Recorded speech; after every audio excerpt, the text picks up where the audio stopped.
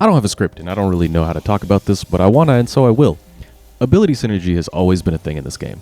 But when Seer and Horizon first dropped specifically, I think everyone understood what it was at first, right? Like, with Seer, you could press your passive, and then that would lean into your attack, and then when your attack runs out, you throw your ult, and you could attack again. It was like, Seer was overtuned at first to begin with, but all of the synergies between his abilities made him so fun to play, and also so really powerful, that he was hitting all his shots and all his abilities, and it was never like there was nobody struggling to understand how to use Seer when he came out, right? And that's still the case.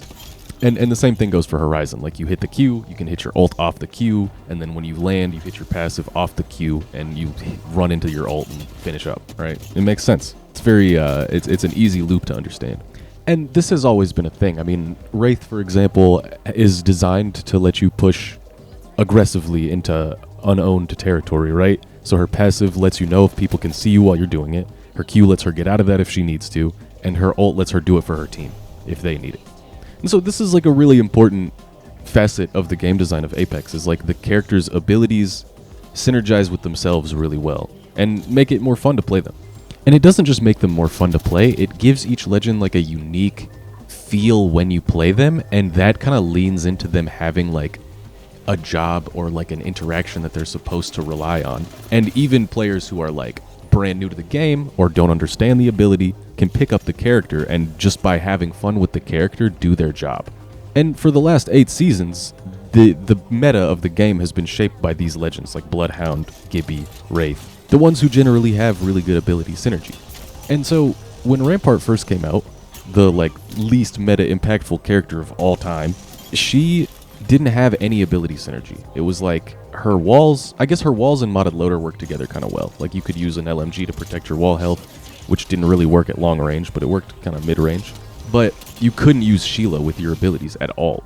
That is to say, if you wanted to place Sheila reactionarily, you couldn't do that in front of somebody, because they would break your walls in the time it takes you to spin up the gun, and they'd just shoot you off the gun. You'd have to get off and put down another wall and then spin it up again, and it wouldn't work. It was tough to use. And like, not in a way that rewarded, you know, people for getting good at the skill of placing Sheila. It was like, really, you just had to prepare and camp, and that was how you got away with using Sheila as Rampart.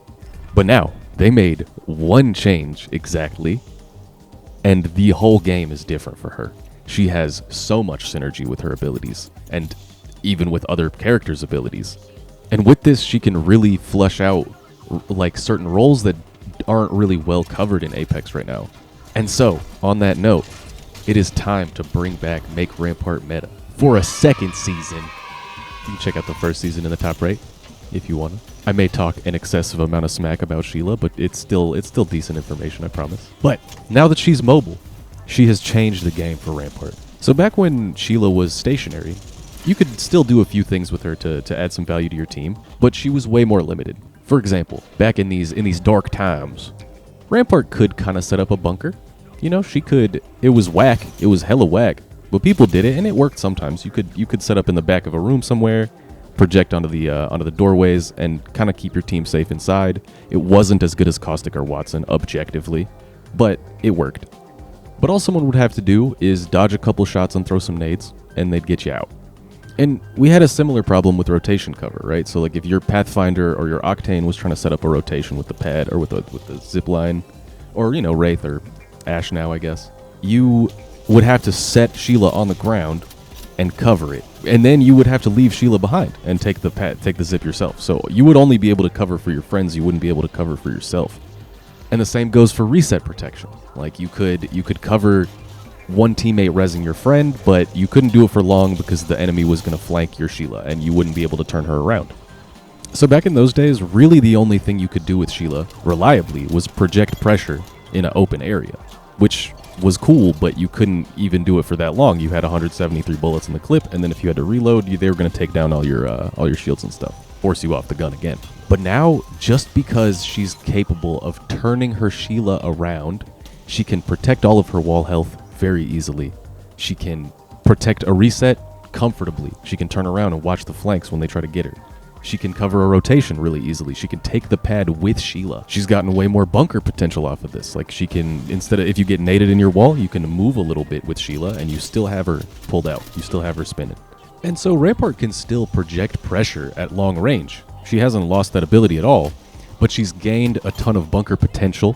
She's gained a ton of reset protection, a ton of cover for her teammates' rotation and even her own rotation. Huge deal. This change makes everything different. It makes her way more fun to play. But truly, most importantly, it gives her a unique and desirable role that no one else can fill as well as her. You might prefer Watson because you hate getting naded in your bunker, or you might prefer Gibby because he gives you a lot more versatility on your rotations. But Rampart does give you something that you can't get anywhere else, and that means that new teams will be built around her. In this heavy portal meta, Sheila can protect ziplines and jump pads and help keep Pathfinder and Octane relevant at the high level. Or with good wall stalling indoors and strong Sheila play to capitalize on the breaches, you can run a pseudo bunker strategy but not give up too much power in the open end games of Stormpoint, right? I don't know, this wasn't meant to be like a brainstorming team comp building video. It's just her playstyle diversity and her ability synergy gives her roles that we're sleeping on as a community. We're definitely sleeping on her. So that's my point with this video. Is just the new buff has given Rampart so much life. And so now it's really just time to find out what the devs were trying to do when they introduced Rampart and how to really make her work in the deep meta of the game. As always, thank you so much for checking this out. If you have anything that you want to be covered in Season 2 of Make Rampart Meta, please drop it in the comments or send it to me on Twitter, @MildewJones on everything. And I will see y'all next week.